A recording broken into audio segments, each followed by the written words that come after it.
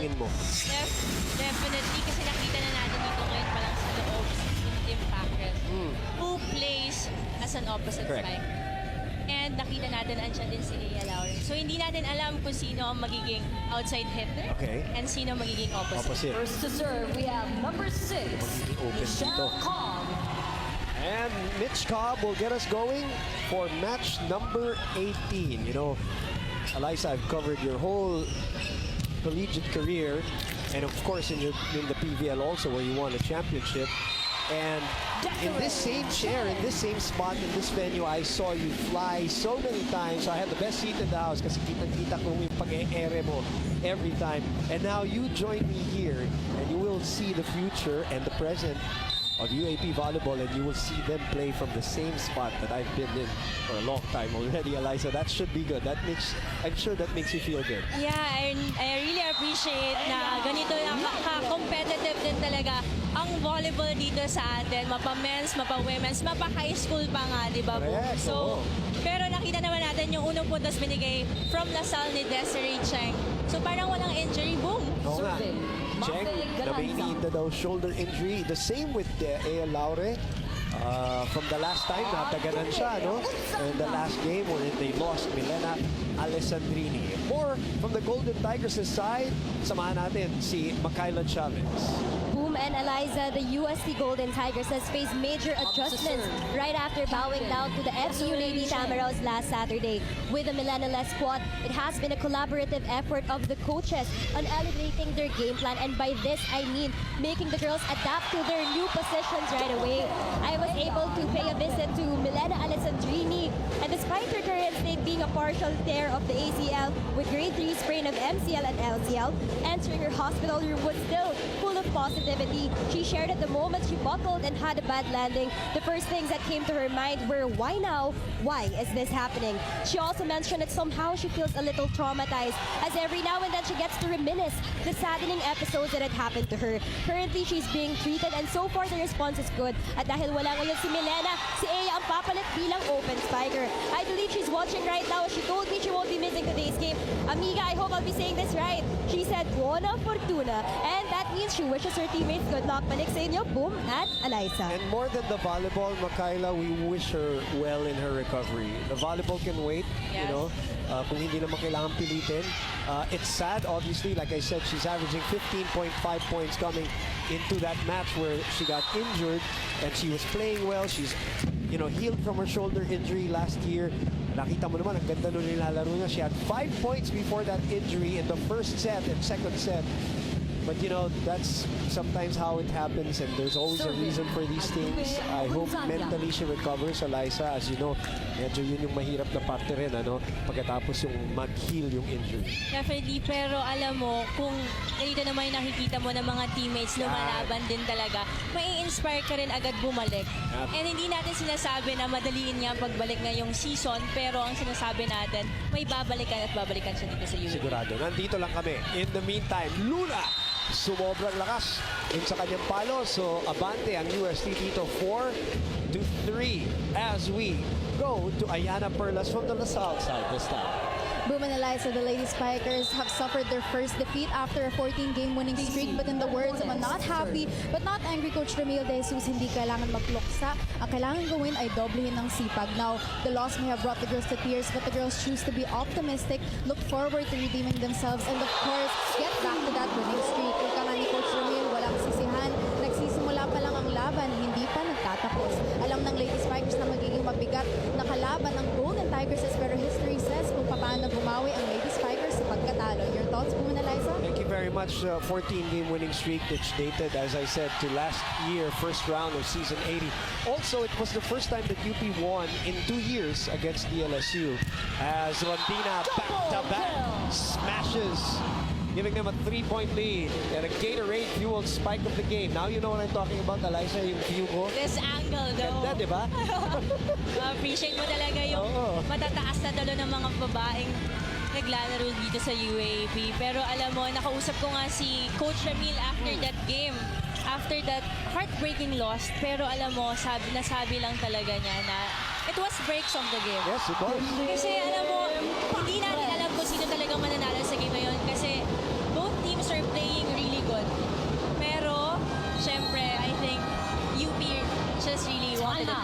matibay ng konti dun sa dulo. In the meantime, nag-timeout kagad si Coach Ramil.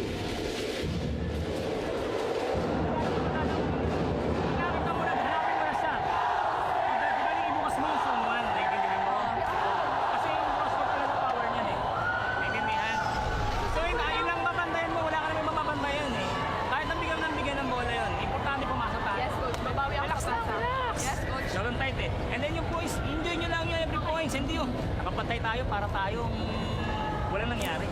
Okay, kami lang. Okay, let's go. Bawi naman tayo, ha? Give the backrest to the off-speed. Saga diving. Des, hindi na niya nahabol yun. Your thoughts on that, Ramil? DLSU's timeout. DLSU's timeout, rather, Eliza. Alam mo, ang na-pick up ko talaga dyan, kaya nakakamiss din maglaro sa UAAP. Alam mo, it's not all about the talent, the skills, but also the character of the player. And sabi nga ni Coach Ramil, mag-enjoy lang kayo. Every point, when you get a point, celebrate. So, Alam mo yan. Very well.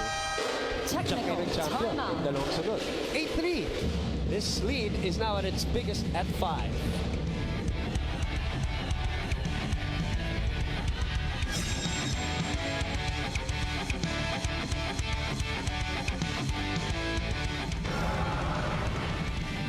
Babalik po ang inyong UAAP dito po sa SNA and of course on Liga as we look at some of the names na titignan natin in the absence of Milena Alessandrini. Alam naman natin, Eliza, it cannot be filled by one person only. Yes, definitely. Kaya nakita natin dito si Caitlin Veray. And syempre si Dimdim Packers na ngayon naglalaro na. Pero I've heard from Coach Kung Fu si Caitlin Veray is also an opposite and a middle spiker. So, grabe din yung mga adjustment. Very well-rounded players ang mga naglalaro ngayon dito for the UST, lalong-lalo na nalipat naman si Aya Laure sa outside hitter. So, titingnan natin kung anong adjustment pa ang gagawin. Aya picking it up. Rondina. Saga. Ape Galanza. Rondina, gagawa niya ng paraan to. Saga nandun na naman. Jolina keeps it alive and a free ball for the Golden Tigresses. They go to Packers in the middle. Bumalik ang bola. Rondina. Pinantayan ni Cobb yung down the line. Cheng. Chance ball na naman para sa UST. Pinalikan na naman kay Rondina. Cobb was there again for coverage. De La Cruz. Rondina will try again. Somebody touched the net. It is Des Clemente. And the first long rally of the match ends up with a point for UST. Pero we have to give credit talaga sa floor defense ng Lasal. Alam mo, maganda rin yung ginagawa ni Cici na pag medyo offset, binibigay niya lang sa depensa ng center. Kasi medyo mas nahirap pumalo nang hindi sanay, di ba? Ang mga spikers sa second ball na loose. Rondina. Dimdim. Iray. Balik kay Cici. Dalawa nakabantay. Nandun ang coverage for UST. Cici again. Off the block ba? Yes, says the linesman. Coach Ramil disagrees. Linesman says he's confident. And this is the biggest lead of the match, 10-3. You know, gusto kong i-share sa audience natin, Eliza, yung sinabi mo sa akin sa production room nung nagkwentuhan tayo. And I think this is where, you know, I like being with you here because sinabi mo yung pagkawala ni Milena, baka bumuka yung laro nitong si Cici Rondina. What did you mean by that as we see her score her 4th point here in the first set? For the past years, for the past games then meron si Cici Rondina, lalo na last year siguro. Mas madami siyang nakukuhang bola nung wala pa si Milena. Pero syempre pakinggan muna natin yung timeout ni Coach Ramil. Atake natin kung kailan pwede atakein mo ayaw mo pumalo, tsaka may gagawin. Atake! Hindi naman nagka-drop yung kalaban nyo So kanina sa position ka ngayon para matake ka. Gawin mo nito, paikot ka dito. Paikot ka kagad dito. Okay? Anong kapalay mo, dito ka na ha, paiwan ka dito Dilina. Hindi pwedeng ganun ang palo Dilina. Isa't isa yan Kasi pumapalo sila. Nagsaserve pa lang yung kalaban nyo, wala pang ginagawa. Malayo pa yan. Go! Ang dami na yan, ang haba na yan. 11-3 ang ating talaan. 4 dun sa puntos na yan galing kay Cici Rondina. Balikan natin yung sinasabi ni Eliza. So in previous years, dahil wala siyang, you know, nung nandito si Milena, marami siyang katulong. Yes. Ngayon nabawasan na naman. Wala nang EJ this year, obviously. Tapos nawala pa si Milena. So pakiramdam mo, ngayon mas dadami ang bola sa kanya. Gusto niya yon. Of course, Back kasi to the syempre action. as an outside hitter, PC, mas lamang talaga yung mga bola sa'yo. At iba rin siguro yung pakiramdam ni Cici pag mas madami binibigay sa kanya yung bola. Kasi siya yung team captain din leader din ng team na to. So pag napapatay niya, mas tumataas yung confidence niya ba as a player din. And syempre, para mas makatulong sa team. At sigurado, nag-aano yung rhythm din niya. No? Nagkaka-develop siya ng rhythm, kakapalo. As we see this at 11-4, Julina de la Cruz nakahanap ng puwang dun sa likod. Now the rookie will serve it up. Afe. Ay, not good enough. Luna without the mask today, obviously, feeling better. Bumalik sa kabila, ipak, hiningi, pinigay kay Luna. Good pick up there by Ea. Another chance here for the green and white. And the run and gun for Julia Ipak. It was a good play for Lasal and definitely makikita mo na nag-e-enjoy na sila. Alam mo, sa timeout ni Coach Ramil, ang hiningi lang naman niya yung intensity na meron sila as a team. And ngayon, I think nagsa-start na rin sila mag-warm up.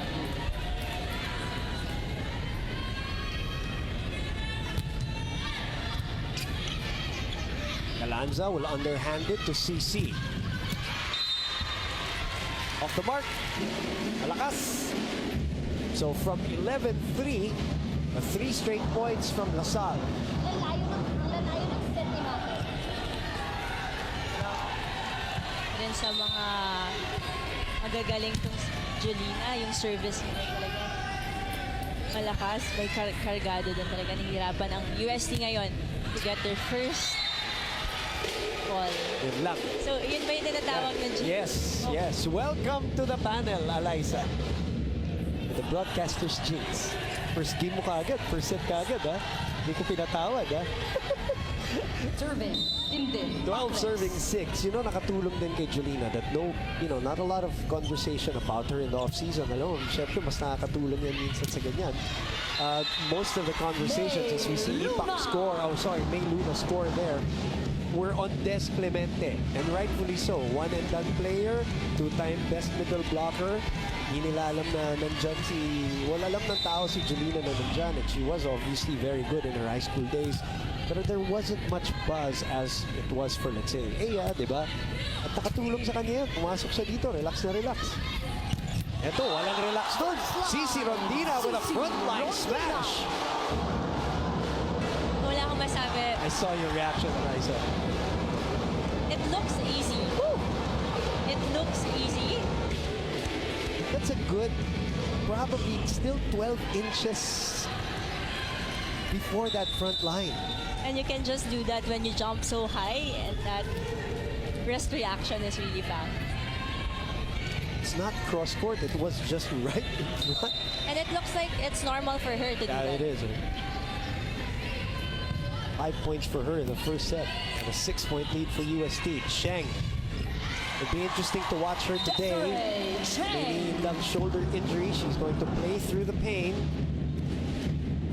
I think Des Cheng is really a veteran right now. So, may masakit sa kanya. Alam niya kung paano gawa ng paraan. Serving. And it shows naman. Kaya ngayon, mas lumidikit na sila dito sa UST. Nakapareho yan ni Cici. Huling taon na nila. So gusto nila talagang mag-iwan ng marka para sa kanilang mga universidad. Out is on the front line. Cobb opens up to Cheng. Cheng. And Backer sends it over. And go to the back row to May Luna. Galanza opens up to Ea. Ea is checked. Ball is still alive. And CC sends it for a free ball for Lasal. Reverse set. The run and gun for Ogunsanya. What a play by Mitch Cobb. Magbalik tayo kay Julina. Boom. De la Cruz. Sabi mo nga kanina, medyo wala tayong masyadong naririnig sa kanya. Siguro in a sense, mas konti ang pressure sa kanya compared sa other players. Pero Ayan, si Coach Kung Fu naman ang tatawag ng timeout. Paano yan, yung setter? So, kailangan mo itaas mo yung kontak mo sa bola. Ganyan sinasabi sa'yo, kahit mablock ka, pero ibabaw, tumatalsik ang bola mo. Pero pag ganun, babalik at babalik sa yung bola. Okay, huwag kayong masyadong magmadali. Nare-recover natin yung bola, pero yung second ball natin, minamadali natin ihagis. Ang tendency, Mape, ang tendency natin para nagmamadali sa second ball, ang layo ng bola natin sa net. So, ang gagawin na lang ng spiker natin, i-cover na lang sa kabila. So, yung malaking problema sa atin. Nakukuha natin yung bola, setting ko muna tayo, first down naman. Tapos, yung coverage pa rin, kailangan natin. 6-2 run for LaSalle after that timeout by Coach Ramil. So 13-9 ang ating talaan. As Julia Ipak will continue to serve here. It is DLSU versus UST for game number 2 of your UAAP Wednesday. Back to the game. Julia Ipak still serving.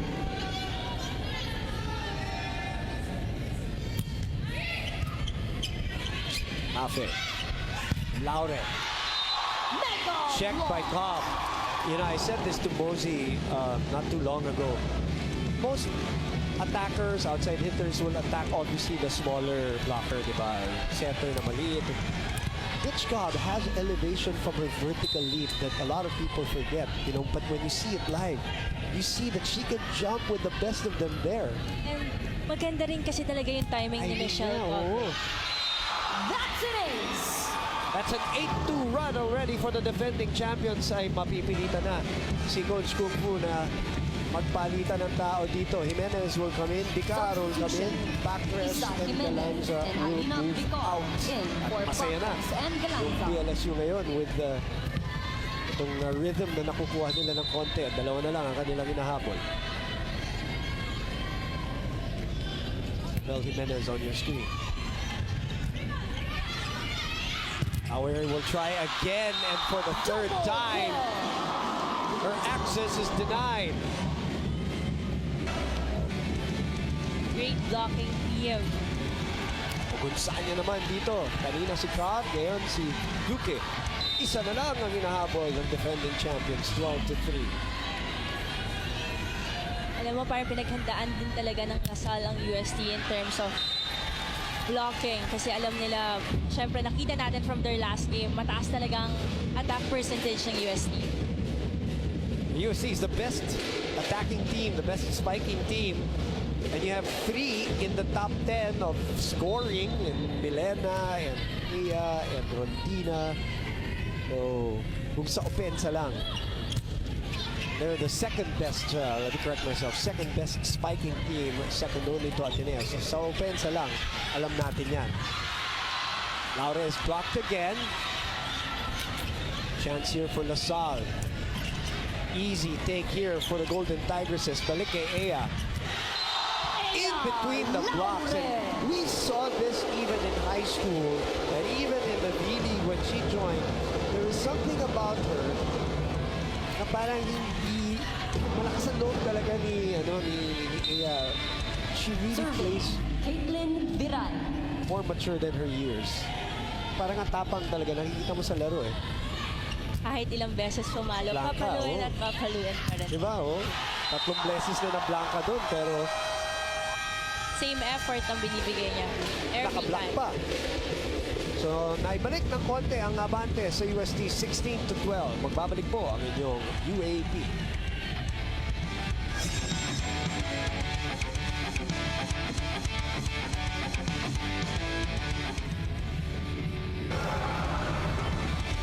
CJ Saga taking over, of course, from Dawn Macandili as the libero of DLSU against the Lady Maroons. Those were the numbers. Yes, big shoes to fill indeed for Don Macandili, but Coach Ramil has always had great liberos in his day. He's great training. He's always trained them fundamentally sound Back to the game. in terms of their Caitlin digging and their Viran reception. to At serve. hindi lang yung mga libero. Alam naman natin yan. You know, Coach Ramil really trusts Saga. Kasi alam natin si Coach Ramil once na ipasok ka talaga niya, malalaman mo may tiwala ka. So ikaw, as a player, ilalabas at mas magiging magaling ka rin dahil doon. Kumpiyansa kumpiyansa ka, kumbaga. Oo. Ayan, Laure and Rondina, 8 points. Rest of the team, 1. We expect that. Now that Milena is out, alam natin na pagka dyan talaga kukuha ng mga numero itong UST Golden Tigresses. Alam mo, napansin ko lang din kay Saga, very vocal kasi din siya sa loob ng court. And that's very important as a libero. So, it helps her team really well. Picar will move back to the bench, and so will Jimenez as Galanza and Patres are back in this game. Dalawa hinahabol ng Lasal dito with the second best server of the league on deck. Hitchcock. Oh, what a spot. What an adjustment in midair.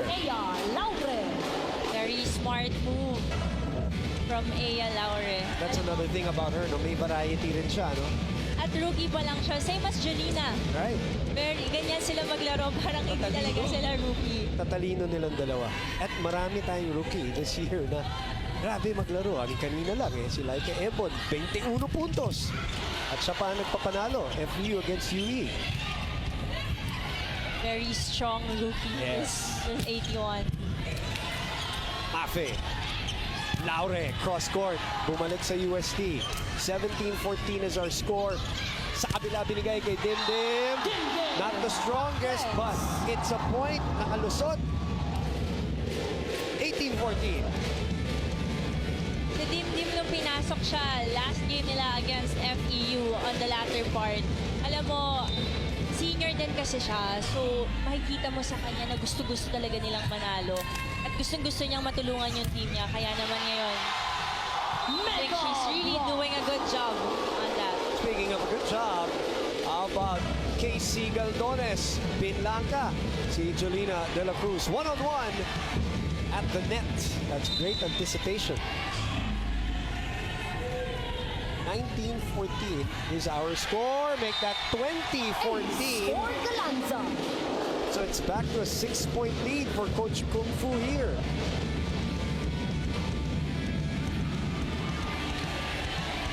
They're having a hard time first ball. Saga knew as soon as she let go. Underhand to Cheng. Cheng playing like she's not hurt at all. Captain. You know, if it's your last year, Oh, nasakit-sakit. wala kang mararamdaman. And I love her. I love how she's like trying to rally the troops. Dati tahimik lang yan si Des Cheng. Remember when she was I remember I was playing against her season 76, 5 years ago. And she's super quiet. And now, siya na talaga yung nag-compose sa team niya. Alam mo yan, makikita mo talaga yung growth dito sa UAAP ng bawat players. Kaya Not nakakatuwa. only from a skill standpoint, Yes. but yun nga, leadership and character standpoint. Cheng again. Ina. Ea, Bumuelo. Couple open. Luna, bumalik ang bola. Apat ang inahabol na Lasal. Jolina De La Cruz off the blocker. This rookie, high reach, very powerful spike, and it results to a point. Would also be interesting if Mitch Morente still played in Lasal this year. If she would take that position as a starter. I Yes. asked that question to Doc AJ also. And we probably wouldn't have seen, you know, the true potential of Jolina. So talagang siya taking advantage of the opportunity. Pumalo na naman. Umiscore na naman. After a hard spike, ngayon naman, nilagay niya lang sa spot na alam niyang hindi makahabol ng UST. Very athletic, very long, very smart rookie. Cutting the lead down to 2. Ito natin yung instruction. Nakakatampo tayo ng second ball pero napakalayo ng bola dun sa net. Kaya ang ginagawa natin, ino-over na lang natin yung bola. Okay, Mape. Tingnan natin yung kasi naka-establish na lahat ng depensa natin sa kabila. Kapalayin mo ng 3 si Dimdim. Magpa-play to ka. Si Ea mag-single. Okay? Pag may pasa, ngayon kung wala, hiwalay na lang ulit. Okay? Harapin mo muna si Ea. Kasi magpadala ka ng block. Pag tumatanong ka, mag-isa ka lang tumatalo.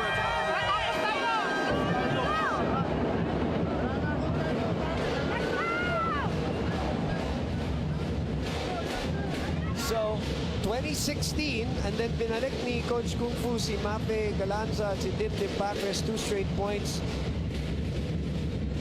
And so far, hindi pa natatalo.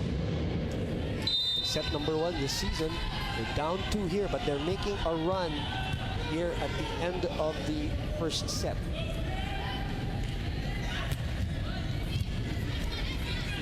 Galanza will bump this one to Dimdim.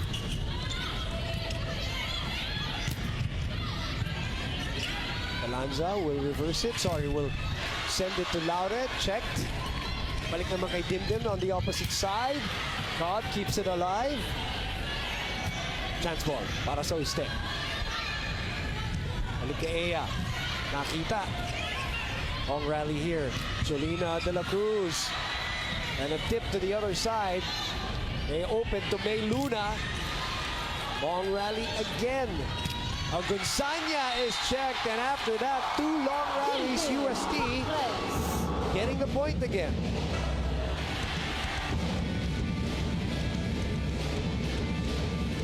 Alam mo, si Michelle Cabu, masabi ko lang to, kahit saan niya iba to, may papalot-papalo na spiker. Sarap ng buhay niya. No? She's got all the weapons. All right, now her team's down 3. Overcooked by May Luna. It's too wide. Coach Ramil looking at his bench. Down 4. It was a good intention from May Luna kasi pag kino-cross court niya, nakabantay talaga yung blocker. So she tried na ma-check or i-down the line, pero miss niya talaga yung line doon. Rica Rivera will come in. They allowed it. Tim Tiamzon, the former starter, will come in for her batchmate, May Luna.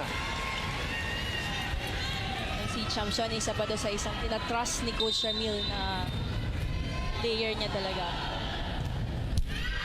Oh, yun ang masakit. Rica Rivera was sent there to get the ball in, and Coach Kung Fu napasipa na lang dito sa gilid.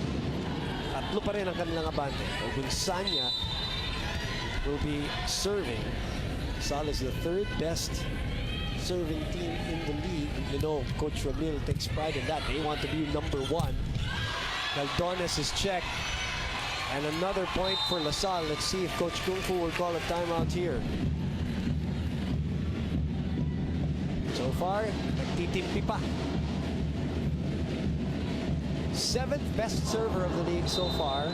Aduque o Gonzanya sa serve. Gonzanya.